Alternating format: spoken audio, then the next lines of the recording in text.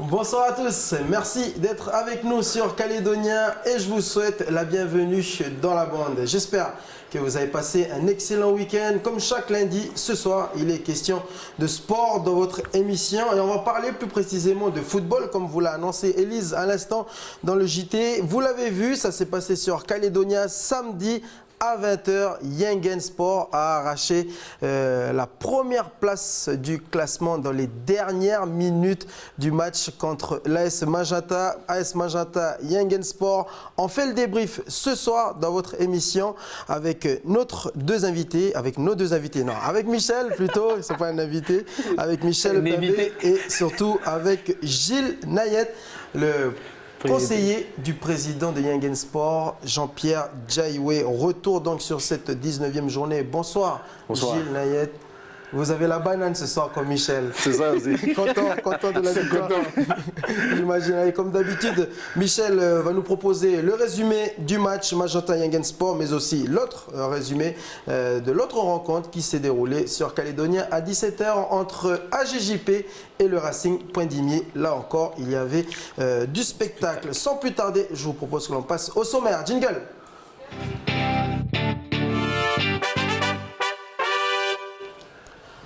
Alors, y avait-il pénalty ou pas lorsque l'arbitre de la rencontre Magenta Yingen, Médéric Lacour, siffle et accorde à la 88e minute un pénalty pour Yingen Sport? On va le voir ce soir au ralenti et on va aussi recueillir la position et la pensée de Gilles Nayet. Michel, ce soir, tu vas nous faire le résumé des matchs AGJP Pointe-d'Imier et aussi le choc de cette 19e journée Yingen Sport. Non, Magenta plutôt, et Yingen Sport, puisque c'est Magenta qui recevait Yingen Sport. C'est ça, Michel? Ouais, c'est ça. Donc, on va voir le match, le choc des Titans qui s'est passé, c'est ça, à 20h sur Calédonia. Et c'est vrai que ça a été un match très, très serré, puisqu'on n'a rien vu durant la première mi-temps. Et tout s'est joué dans les temps additionnels dans la seconde mi-temps. L'adrénaline est montée, beaucoup d'émotions, beaucoup de suspense. Et on l'avait ressenti d'ailleurs avec Romain Pembeni et aux côtés de Kamali. Il a bien fait vivre ça. Voilà, c'est ça. Les deux commentateurs du match qui nous ont bien fait vivre cet événement sur Calédonia. Ça s'est passé samedi soir. On va revenir sur cette fin de match assez spectaculaire. Tout le bonheur pour le plus grand bonheur des téléspectateurs de Calédonia. Allez, on passe à la rubrique C'est comment. On va harceler notre invité de questions.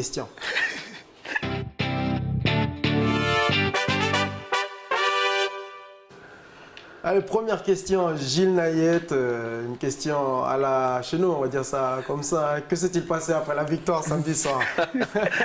Je pense que c'est une victoire qui a été très très difficile. Le match, je pense que les deux équipes méritaient de gagner. Et voilà, Yingen a gagné, et puis voilà, c'est la loi du football, c'est comme ça. Donc Yingen qui gagne, c'est l'équipe la plus chanceuse. Je dirais ce soir-là qui a gagné.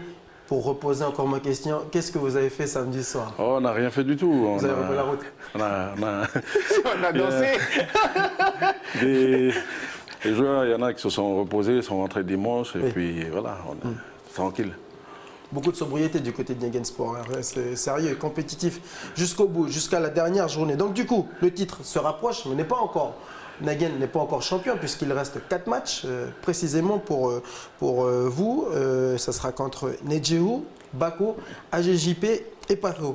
Vous avez, on peut dire ça comme ça, votre destin entre les mains. Est-ce que les joueurs, justement, pensent au titre et sont conscients de l'enjeu qui attend Oui, je pense que l'ensemble des joueurs, ils sont conscients. Ils sont conscients de l'étape qu'on est en train de suivre, de vivre en ce moment, parce que je pense c'est dans la sérénité, et puis on prend les matchs comme ils viennent, puis voilà. Mais voilà, nos objectifs pour cette année, c'est de doubler. On veut à tout prix. C'est ce qui nous manque dans le palmarès de Yingen Sport, c'est le titre de champion de Calédonie. On nous a enlevé en 2015. Voilà, qui à chaque fois vous file, vous passe entre les mains pour des raisons administratives, pour des sanctions administratives. Et là, est-ce que Yingen Sport est à l'abri du coup de sanctions administratives en fin d'année? On fait en sorte pour que cette année, toutes les obligations soient respectées et puis qu'on puisse quelles que soient les obligations au niveau des obligations des clubs et puis aussi sur le terrain, voilà, au niveau sportif. À la 89e minute, est-ce que vous y croyez à la victoire de vos joueurs? Mais le slogan de Yengen, c'est Koiten. Et le président, à chaque fois, quand il parle aux joueurs, il dit toujours, ben voilà, notre slogan c'est Koiten, mais on va jusqu'au bout. Koiten qui signifie? Qui signifie qu'il faut aller jusqu'au bout. Ben, ça montre bien que les joueurs n'ont jamais baissé les bras, ils sont partis pour chercher cette victoire. Et c'est à leur honneur. Oui, c'est vrai que pour ceux qui sont arrivés dans les 5 dernières minutes du match, je dirais que le match s'est joué, la victoire de Yengen s'est jouée dans les 5 dernières minutes du match, donc du coup ils sont arrivés au bon moment. Avant de vous revenir sur cette rencontre, sur ce choc, sur cette Olympiaco, sur ce classico plutôt. Ce classico de Nouvelle-Calédonie entre l'AS Magenta et Yengen Sport. Je vous rappelle quand même que vous avez l'opportunité, la possibilité de réagir et de nous poser vos questions sur le Facebook Live de la chaîne Calédonia. Donc n'hésitez pas, on se donnera un grand plaisir de répondre à vos questions et puis vous pouvez interpeller président Gilles Nayet plutôt, et aussi le président Michel. on passe au résumé, Michel. Oui, c'est bien ça. Donc, je vous propose qu'on regarde le résumé, parce que l'extrait, surtout parce que c'est un match hyper important, en fait, parce qu'on n'a pas rappelé, c'est que là, c'est vrai, Magenta a été premier. C'est ça. Yengen renverse Magenta, vous êtes à 1 point, il reste encore 3 matchs. Et c'est vrai que c'est un match hyper serré, quoi, parce qu'on est parti interviewer, comment il s'appelle, Pierre Wajoka, d'Iwawes. Et donc il était plutôt confiant, mais en prenant toujours, puisque le match n'a pas été joué, mais mais il reste aussi compétiteur. Oui, voilà. Il reste compétiteur jusqu'au bout, et forcément, si tu le il est là, il est toujours. Est-ce que vous appréhendez le match? Forcément, qu'il va dire oui, on est prêt. Mais il n'avait pas tort non plus de dire que le match contre Yengen, on ne l'a pas préparé cette semaine. Oui, il n'a pas préparé depuis le début. Depuis le début du championnat. C'est vrai que Yengen, c'est l'une des équipes prétendantes au titre. On a envie de voir les images, Michel. Allez, on y va. Magenta qui va pouvoir profiter d'une erreur. Kevin Maitran la frappe. Le but de Kevin Maitran sur cette erreur. Allez, dégagement de Stevie Rouet. Donne de la voix. Peut-être ça va passer par Bertrand Caille. Là, attention, Bertrand Caille dans la surface. Bertrand Caille. Ah oui. Penalty. Et c'est le stade Lomadélé qui se lève. Bertrand Caille, donc chacun aura son jugement. En tout cas, Bertrand Caille face à Stevie Rouet. Bertrand Caille pour l'égalisation de Yengen Sport. Vous êtes en direct sur Calédonia. Décidément, cette soirée est un peu folle. Face à Stevie Rouet. Bertrand Caille. Et c'est parti. Et le but de Bertrand Caille. Un but partout. Le stade qui se lève du moins pour les supporters de Yengen Sport. Et ça change la donne, Cam. Ça change terriblement la donne pour Magenta. Et voilà le petit Thomas Caille à nouveau sur corner. Bertrand Caille s'est bien tiré la tête. Et le but, c'est incroyable. C'est incroyable. Incroyable retournement de situation. Le but de Potapoma, me semble-t-il. Ou de Jordan Diné. Alors là, c'est fou. C'est fou ce que l'on vit ici à Nomadélé. Alors que...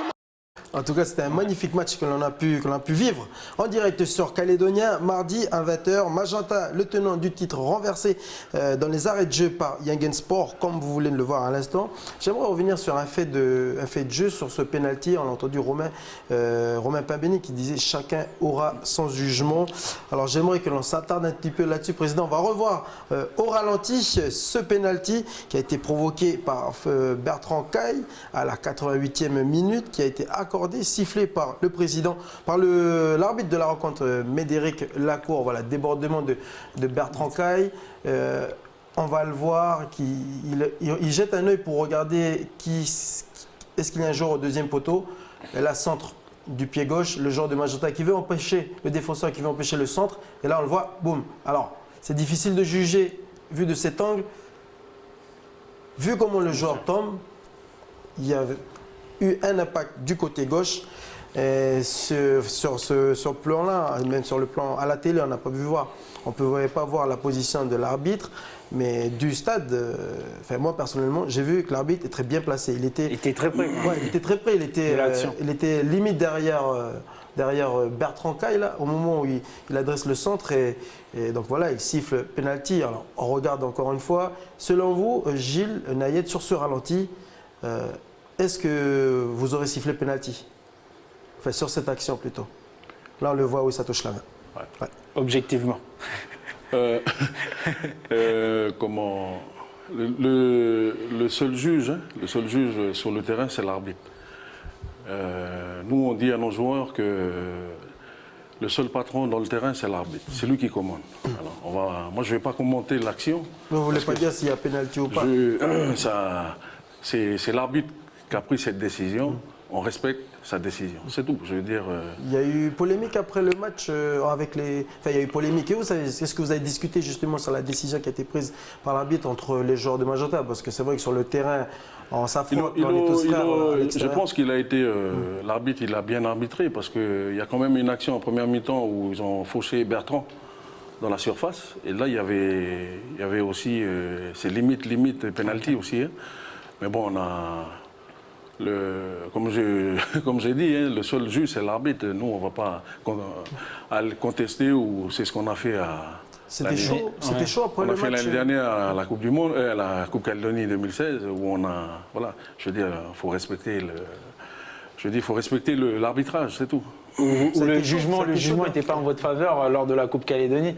Et là, c'est vrai que dans ces genres de matchs, l'arbitre, quand même, c'est lui qui juge, hein, qui a penalty. C'est pas les joueurs, c'est lui le seul maître. Hein, c'est lui qui a ce pouvoir de. Je dis nous, on n'a pas le pouvoir, mais même nous, les spectateurs, c'est loin pour nous. L'action. Et vous avez un retour du côté de Magenta, comment ils ont vécu cette décision? On a vu.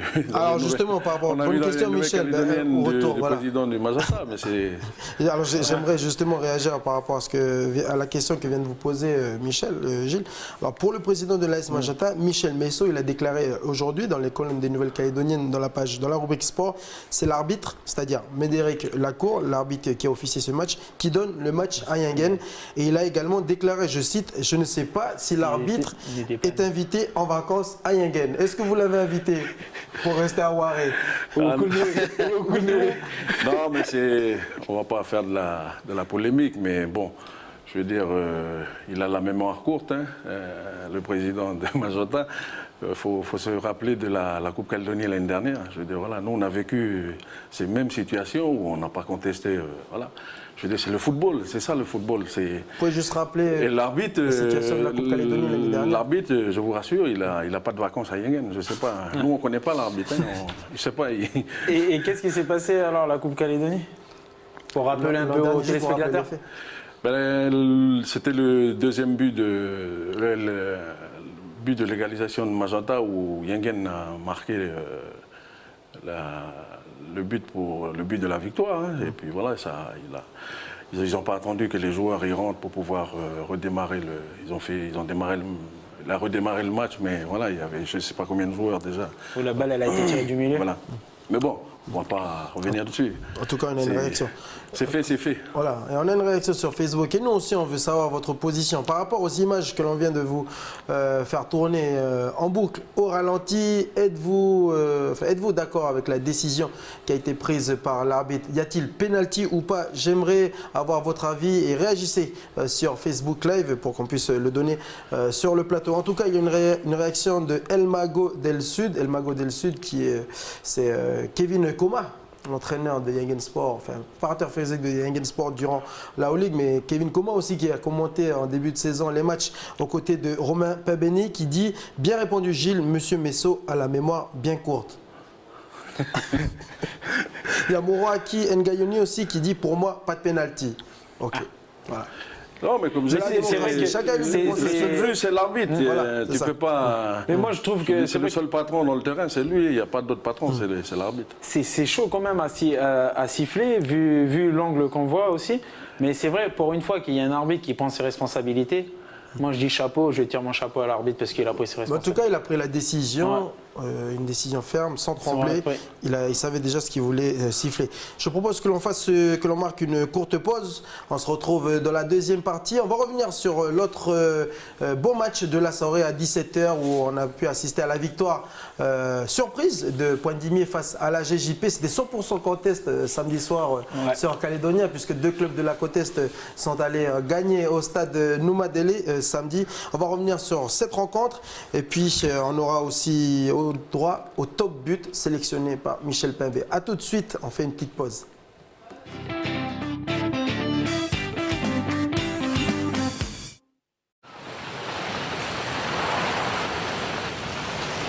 Il est fréquent à cette époque d'observer des léopards de mer qui somnolent sur un radeau de glace. On les a nommés ainsi en raison de leur pelage tacheté. Ils sont facilement reconnaissables à leur énorme gueule. Elle fonctionne comme une puissante paire de tenailles qui leur sert à capturer de grosses proies vivantes.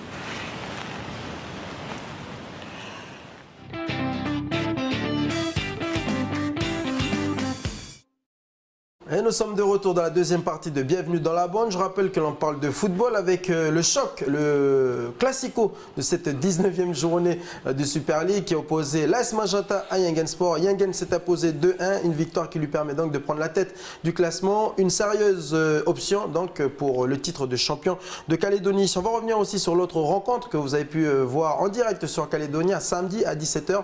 Elle opposait la GJP au Racing Club de Poindimié.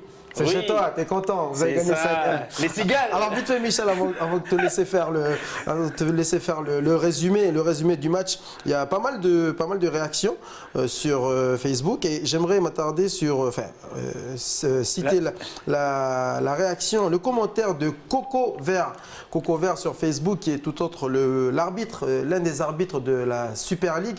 Je ne vais pas citer son nom, son prénom, mais en tout cas c'est une personne qui officie, qui est arbitre fédéral et qui dit c'est un penalty effectivement. Donc voilà, lui il est dans le corps arbitral et après avoir regardé le match, il nous donne son point de vue. Toutes ces réponses vous engagent, bien évidemment. Chacun est libre de son choix. En tout cas, il y a Nepevin Jalouzi, un autre joueur de Super League qui évolue à l'AS Lussi, involontaire ou pas, mais dans la surface, il y a penalty. Ouais. Je continue encore parce qu'il y en a pas mal. Et il y a Kevin Saguit qui est le joueur du Racing Poindimié. Il dit quoi, Kevin ? Il dit il y a penalty. Et une réaction de Roy Kayara qui vient à l'instant de m'envoyer un texto qui dit il faut respecter le choix de l'arbitre. Oui Roy, surtout toi, il faut que tu respectes le choix de l'arbitre parce qu'il faut rappeler que tu as écopé de 3 cartons jaunes. C'est pour ça que tu n'as pas pu disputer cette rencontre contre Magenta. Alors il faut que tu respectes le choix de l'arbitre. Mais merci d'avoir envoyé ce texto.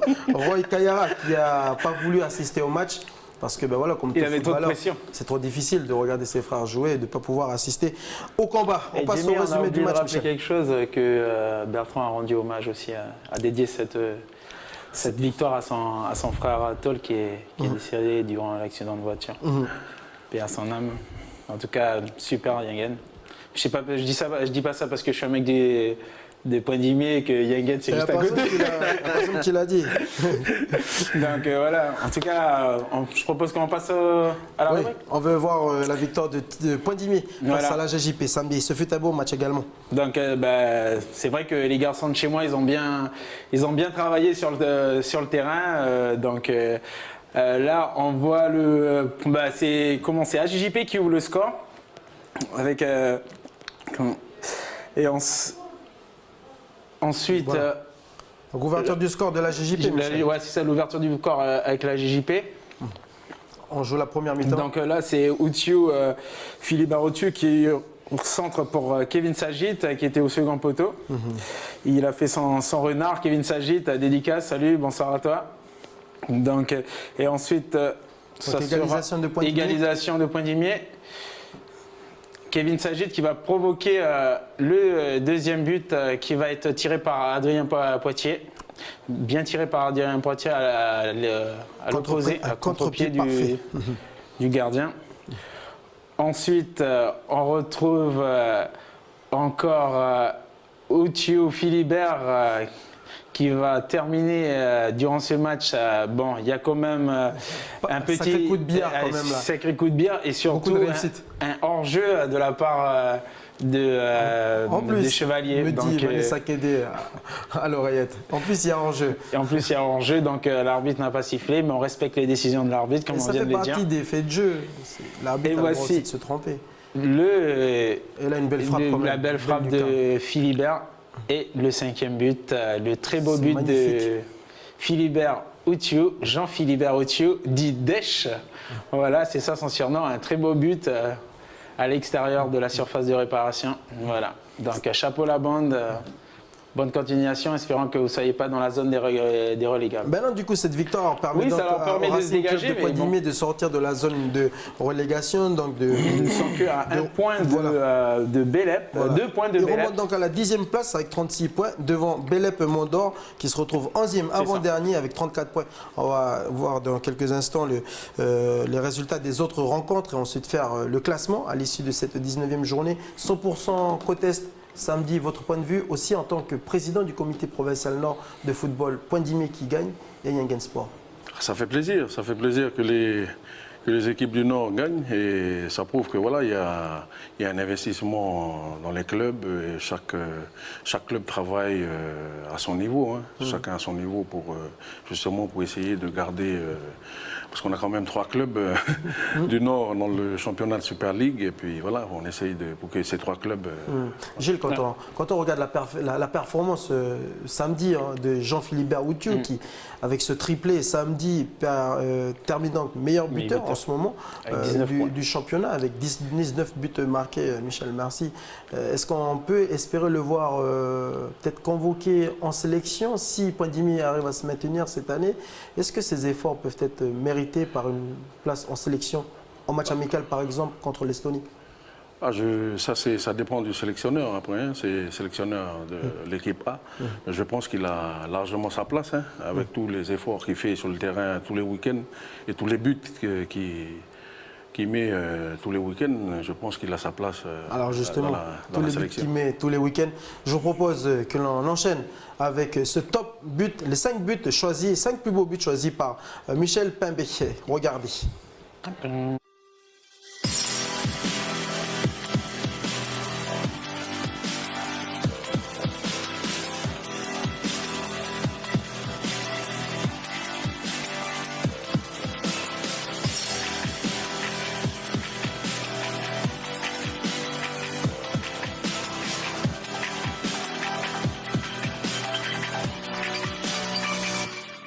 Sur corner. Bertrand Caille s'est bien tiré la tête et le but, c'est incroyable. C'est incroyable. Incroyable. On revoit la tête. J'arrive pas à voir. C'est Jordan Diné. On voit quand même une équipe cam de la JJP qui est là, ça permet à Outiou une nouvelle fois. Voilà le triplé de Jean-Philibert Outiou. Quelle fin de match il nous fait, le buteur du Racing, qui inscrit là son 19e but de la saison. 5 buts à 1 pour le Racing Point d'Imé. Il n'était pas heureux sur ses tentatives et puis là, en l'espace de 10 minutes, il nous inscrit un triplé.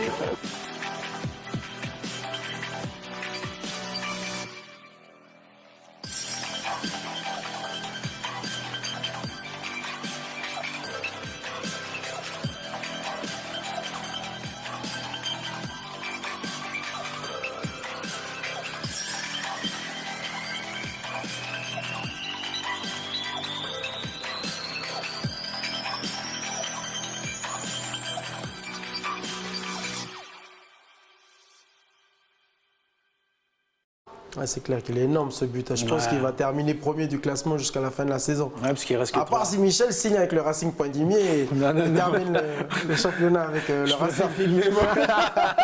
Je suis nul, il ne reste pas beaucoup de temps pour voir aussi le résultat des autres rencontres. Donc alors il restait aussi, il y avait durant ce samedi, il y a Nedjeu Wedge aussi qui ont joué. Donc ils ont Wedge a arraché le match nul parce qu'ils étaient menés 2-0. Et donc ils ont réussi à arracher les 2 points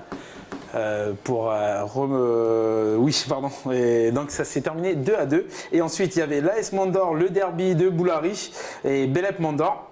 Et l'AS Mandor, dans un triplé de Johan Gerbet, et ils ont terminé 3-2.